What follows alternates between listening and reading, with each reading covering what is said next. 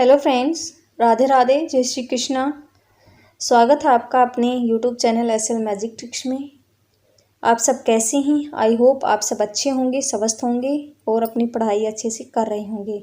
तो फ्रेंड्स, आज हम करेंगे हरियाणा ज्योग्राफी का नेक्स्ट टॉपिक, हरियाणा की नदियाँ। प्रीवियस वीडियो में हमने हरियाणा के झीलों को कवर किया है। अगर आपने नहीं देखा है तो आप चैनल पर विजिट करके देख सकते हैं। मैंने मोस्टली जो इम्पोर्टेंट टॉपिक हैं वो आपको कवर करवा दिए हैं।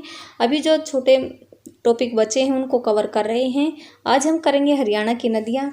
यहाँ से भी बहुत से क्वेश्चन पूछे जाते हैं एग्जाम में, और यहाँ से जो भी क्वेश्चन पूछे जाएंगे उन सबको मैंने PDF में शामिल किया है और सबको मैं आपको साथ के साथ करवाऊंगी। तो चलिए देरी न करते हुए शुरू करते हैं। सबसे पहले हमें हरियाणा की नदियों को पढ़ने से पहले बेसिक चीज़ें कुछ जान लेनी चाहिए, जैसे कि हरियाणा की नदियों के बारे में हमें कहाँ से जानकारी मिलती है। तो हरियाणा की नदियों के बारे में जानकारी हमें वामन पुराण से मिलती है, ऋग्वेद से मिलती है।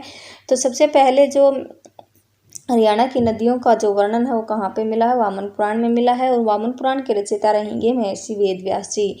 और ऋग्वेद से भी हमें हरियाणा की नदियों का वर्णन मिलता है। कुल कितनी नदियां हैं? मुख्य रूप से 9 नदियां हैं। और हरियाणा की जो नदी सरस्वती नदी है, इसको वामन पुराण में क्या कहा गया है? सदानीरा कहा गया है। ये क्वेश्चन पूछ लिया गया है। सदानीरा नदी किसे कहा गया है? वामन पुराण में सदानीरा नदी हरियाणा की सरस्वती नदी को कहा गया है। लेकिन अब जो सरस्वती नदी है, HSC नहीं सरस्वती नदी को मानती है, लेकिन इंडिया जीके के अनुसार सरस्वती नदी हरियाणा में नहीं है। फिर भी जो हरियाणा सरकार है वो सरस्वती नदी के पुनरुत्थान के लिए कार्य कर रही है। उन्होंने सरस्वती बोर्ड का भी गठन किया है। इसको हम आगे पढ़ेंगे। नेक्स्ट जो है हरियाणा में वामन पुराण में हरियाणा को क्या कहा गया है? जो वामन पुराण में हरियाणा को कुरुक्षेत्र, हाँ आ जाओ। वामन पुराण में हरियाणा को कुरुक्षेत्र कहा जाता है। और वामन पुराण में कुरुक्षेत्र में जो पूछा जाता है कि कितने वनों का वर्णन मिलता है, तो कुरुक्षेत्र में 7 वनों का वर्णन मिला है। वामन पुराण में 7 वनों का वर्णन मिलता है। यहाँ पे लिखा हुआ है 7 वनों का वर्णन किसमें मिलता है? वामन पुराण में कुरुक्षेत्र में बताया गया है कि 7 वन हैं। तो वामन पुराण में सबसे प्रमुख वन है जो कि वो है द्वैत वन। ये क्वेश्चन भी पूछ लिया गया है। वामन पुराण के अनुसार कौन सा वन सबसे प्रमुख वन है? वो है द्वैत वन। और वामन पुराण में किसकी महिमा का वर्णन मिलता है? तो मिलता है भगवान विष्णु और लक्ष्मी नारायण की महिमा का वर्णन मिलता है। ये क्वेश्चन भी पूछ लिया गया है। वामन पुराण में किसकी महिमा का वर्णन मिलता है? भगवान विष्णु और लक्ष्मी नारायण की महिमा का वर्णन मिलता है। और जो विष्णुई जाति है वो गुरु जम्बेश्वर भगवान को विष्णु का अवतार मानती है। ये क्वेश्चन भी कई बार SSC ने पूछा है कि गुरु जम्बेश्वर भगवान को किस भगवान का अवतार माना जाता है? तो विष्णु का अवतार विष्णुई जाति इसको मानती है। नेक्स्ट ऋग्वेद की बात करते हैं कि ऋग्वेद में कैसे हरियाणा की नदियों का वर्णन। तो ऋग्वेद में हरियाणा की नदियों का वर्णन मिलता है कि जो ऋग्वेद में प्रमुख नदी रहेगी वो रहेगी सिंधु नदी, और पवित्र नदी रहेगी ऋग्वेद की सरस्वती नदी। और ऋग्वेद में गंगा का जो वर्णन है वो 1 बार है, और यमुना का वर्णन जो कि हरियाणा की पूर्वी सीमा पर बहती है उसका 3 बार वर्णन मिला है ऋग्वेद में। यहाँ से यही क्वेश्चन बनते हैं कि ऋग्वेद की सबसे प्रमुख नदी सिंधु नदी, ऋग्वेद की पवित्र नदी सरस्वती नदी, ऋग्वेद में गंगा नदी का वर्णन 1 बार और यमुना नदी का वर्णन 3 बार मिलता है। अब पढ़ते हैं हरियाणा की नदियों को। हरियाणा की जो नदियों हैं उनका जो विभाजन है वह प्रवाह तंत्र के आधार पर किया गया है। किसके आधार पर? प्रवाह तंत्र के आधार पर। तो प्रवाह तंत्र के आधार पर हरियाणा की नदियों को 2 भागों में बांटा गया है। एक उत्तरी प्रवाह तंत्र की नदी, दूसरी दक्षिणी प्रवाह तंत्र की नदी, और एक रहेगी पूर्वी अपवाह तंत्र की नदी जो कि एक ही है, यमुना नदी, जो कि किसकी? हरियाणा की पूर्वी सीमा पर बहती है। आई होप यहाँ तक आपको क्लियर होगा। एक नदी याद रखनी आपकी जो पूर्वी अपवाह तंत्र की यमुना नदी, और जो बाकी सभी नदियाँ उत्तरी अपवाह तंत्र और दक्षिणी अपवाह तंत्र में आएंगी। अब इनको याद कैसे रखें? जो उत्तरी अपवाह तंत्र की नदियाँ हैं वो आएंगी शिवालिक की पहाड़ियों में, और दक्षिणी अपवाह तंत्र की नदियाँ जो शिवालिक की पहाड़ियों की श्रेणी में आएंगी, और दक्षिणी अपवाह तंत्र की नदियाँ आएंगी नीचे अरावली की पहाड़ियों की तरफ से। तो अब देखते हैं कि इनको याद कैसे रखें। इनको याद रखने के लिए हमें याद रखना है KD is a gym trainer, gym trainer. तो यहाँ से KD इज तक तो ये जो नदी रहेंगी KD, आप ऐसे याद रख सकते हैं KDIS, इसको याद रखेंगे। ये आ जाएंगी हमारी दक्षिणी अपुआतंत्र की नदियाँ। K से कृष्णावती नदी, D से दोहन नदी, I से इंदौरी नदी और S से साहिबी नदी। ये हो गई हमारी दक्षिणी अपुआतंत्र की नदियाँ। अब आगे कैसे याद रखेंगे, ये S हमें 2 बार लेना है, तो S से फिर जो उत्तरी अपुआतंत्र की भी एक नदी बनती है वो बनती है सरस्वती नदी। यहाँ तक आपको आई होप याद हो गया होगा। KD से कृष्णावती नदी, ये दक्षिणी अपुआतंत्र की रहेंगी। D से दोहन, I से इंदौरी, S से साहिबी और S एक बार हमें उत्तरी अपुआतंत्र में लेना है, S से सरस्वती नदी, S से सरस्वती नदी। फिर लेंगे GMT, G से घग्गर नदी, M से मारकंडा नदी और T से टांगरी नदी। घग्गर, मारकंडा और टांगरी। फिर आपको ये भी याद रखने, इनसे भी पूछा जाता है क्वेश्चन, चोटांग और राक्सी, ये भी आएंगी उत्तरी अपुआतंत्र में। आई होप यहाँ तक आपको याद हो गई होंगी। यहाँ से क्वेश्चन पूछा जाता है कि ये कौन सी नदी उत्तरी अपुआतंत्र की है, कौन सी दक्षिणी अपुआतंत्र की। आपको सिर्फ दक्षिणी अपुआतंत्र की 4 नदियाँ याद होंगी, तो आप बाकी को आप वैसे ही ऑप्शन के हिसाब से देख सकते हैं कि ये उत्तरी अपुआतंत्र में आएंगी।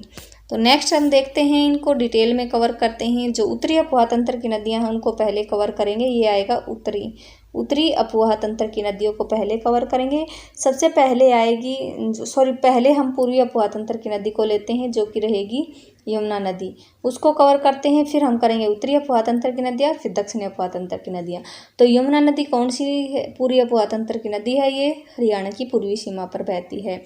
और जो यमुना नदी है उसका उद्गम होता है उत्तराखंड में एक बंदरपुंज की पहाड़ियों में यमुनोत्री ग्लेशियर से। यमुनोत्री ग्लेशियर को चंपारण ग्लेशियर भी बोला जाता है, आपको ये भी याद रखना है, कई बार चंपारण भी पूछा जा सकता है।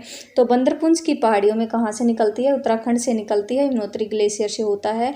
और हरियाणा में है ताजेवाला बैराज जो कि यमुनानगर में है, हथनीकुंड बैराज से प्रवेश करती है। ये पूछा जाता है कि हरियाणा में जो यमुना नदी है कहाँ से प्रवेश करती है? वो करती है ताजेवाला बैराज और हथनीकुंड बैराज से प्रवेश करती है। और ताजेवाला बैराज का जो निर्माण है वो हुआ था 1873 में, और जो हथनीकुंड बैराज का निर्माण हुआ था 1996 से 1969 में। इनका निर्माण भी पूछ लिया गया, ये भी आपको ध्यान रखना है। और अगर एक क्वेश्चन और बनता है यहाँ से कि हरियाणा की जो यमुना नदी है कौन से राष्ट्रीय उद्यान के पास से प्रवेश करते हैं? वो करते हैं क्लेसर राष्ट्रीय उद्यान के पास से, जो कि यमुनानगर में रहेगा, ताजेवाला बैराज के पास ही। यह आपको याद रखना है। तीन चीज़ें आपको याद रखनी, ग्लेशियर राष्ट्रीय उद्यान, ताजेवाला बैराज, हथनीकुंड बैराज। इन तीनों में से कहीं से भी यमुना नदी का अगर पूछा जाए उद्गम कहाँ से होता है, अगर ऑप्शन में तीनों हैं तो आप इनमें से आप टिक कर सकते हैं। जो हथनीकुंड बैराज है वह 1996-99 में इसका निर्माण हुआ था, और इस पर जो लागत आई थी 168 करोड़ की लगभग लागत आई थी। यह यमुनानगर, करनाल, पानीपत, सोनीपत और फरीदाबाद, पलवल से, हसनपुर से, अलीगढ़ के बाद इटावा, आगरा यूपी में चली जाती है। अब ये अगर हम मैप में देखें तो यहाँ पे आई होप मैंने मैप को अटैच नहीं किया है, फिर भी मैं आपको बता देती हूँ कि जो सबसे ऊपर है यहाँ पे जो यमुनानगर है हमारा हरियाणा का, यमुनानगर से ये आएगी करनाल, करनाल से पानीपत, बिल्कुल जो हमारी पूर्वी सीमा है उस पे बहेगी। पानीपत से फिर सोनीपत, सोनीपत से आगे दिल्ली आ जाएगी, फिर दिल्ली में प्रवेश करके फिर ये फरीदाबाद होती हुई कहाँ पे चली जाएगी? सीधा पलवल चली जाएगी। और पलवल के बाद यह यूपी में प्रवेश करेगी, पलवल से हसनपुर होते हुए अलीगढ़ के बाद इटावा में चली जाएगी, यूपी में चली जाएगी। ये आपको याद रखनी है। तो कहाँ कहाँ पे ये करती है सिंचाई? यमुनानगर, फिर उसके बाद करनाल, पानीपत, सोनीपत और फरीदाबाद में ये, और मुख्य रूप से यह फरीदाबाद में सिंचाई करेगी, आपको ये याद रखना है। क्वेश्चन पूछ लिया गया, मुख्य रूप से जो यमुना नदी है वह कहाँ पे सिंचाई करती है? पलवल और फरीदाबाद में। और यह हरियाणा की पूर्वी सीमा पर बहती है, ये क्वेश्चन भी पूछ लिया गया है। अब यहाँ से कुछ क्वेश्चन कवर करते हैं। यह हरियाणा और उत्तर प्रदेश की 320 किलोमीटर की सीमा पर बहती है। कितने? 320 किलोमीटर की सीमा पर। हरियाणा और उत्तराखंड की 11 किलोमीटर की सीमा पर। जहाँ यह उत्तराखंड से निकलती है यमुनोत्री ग्लेशियर से, वहाँ तक की जो सीमा है वो रहेगी 11 किलोमीटर। और हरियाणा के साथ, उत्तराखंड के साथ कितने? 11 किलोमीटर की सीमा, और हरियाणा उत्तर प्रदेश की 320 किलोमीटर की सीमा पर।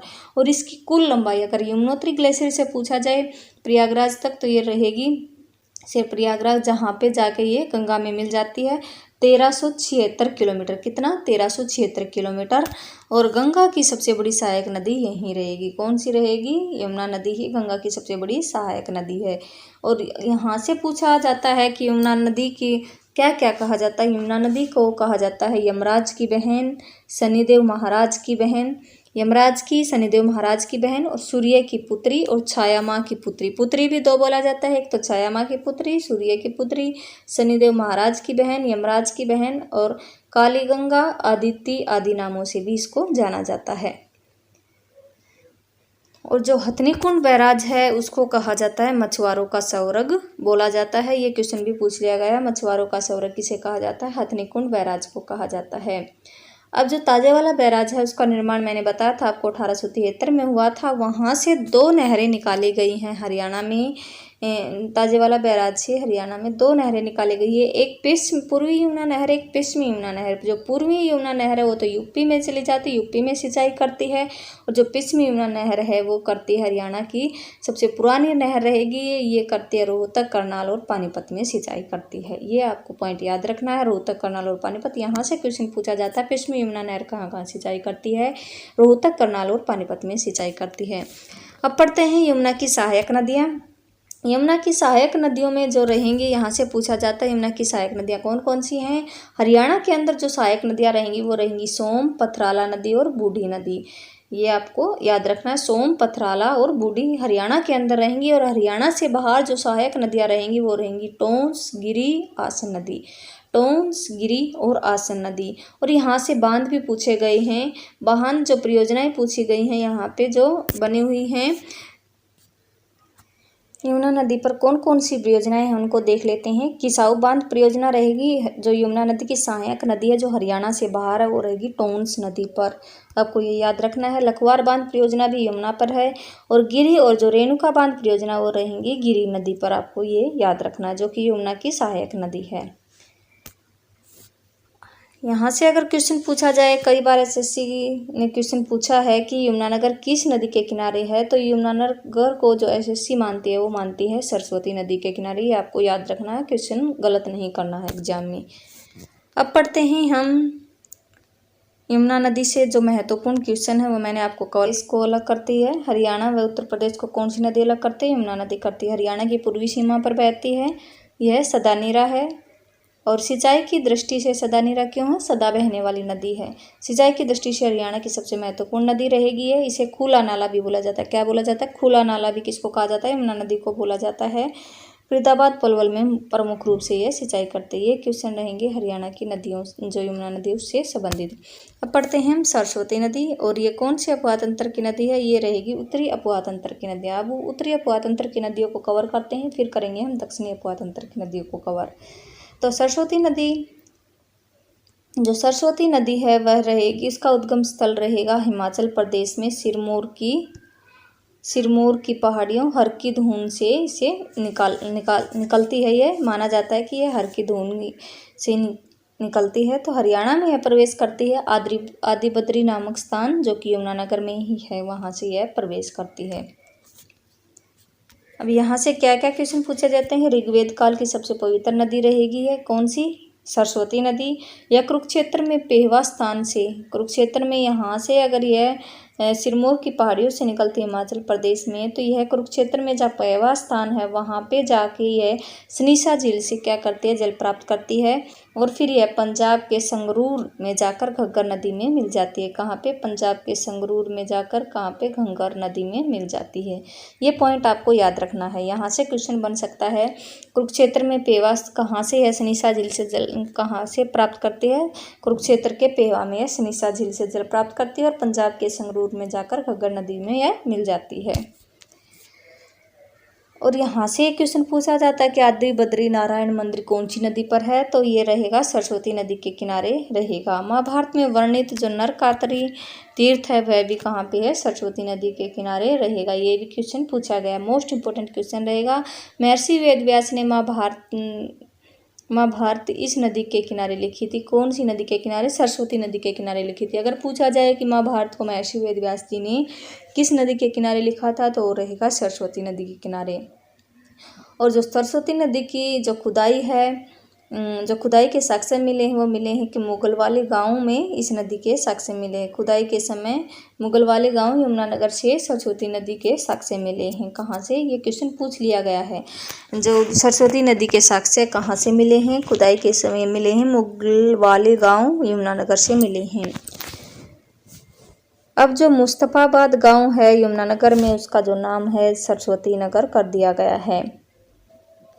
1893 में जो ओल्डेम नामक एक अंग्रेज इंजीनियर ने लुप्त सरस्वती नदी की खोज की थी।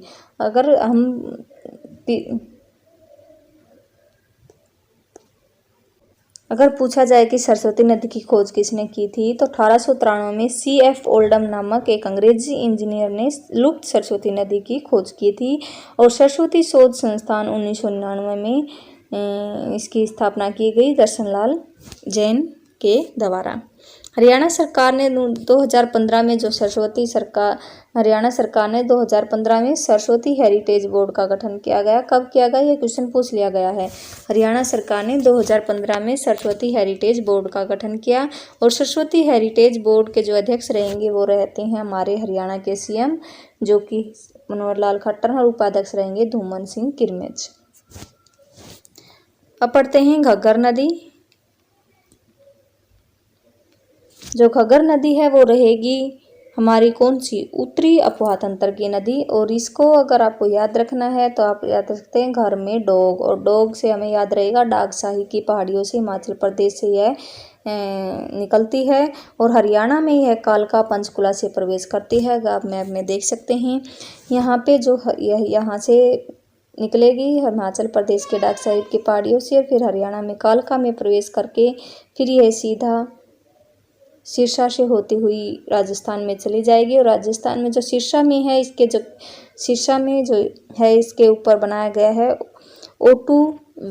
ओटू बांध, जिसे बोला जाता है वीराज बांध भी कहते हैं। और ये इसका जो निर्माण है वो करवाया गया था 2002 में चौधरी देवीलाल की सरकार के द्वारा। और यहाँ पे कैपरेटन परिसर बनाया गया था। और ओटू वीराज जो है वह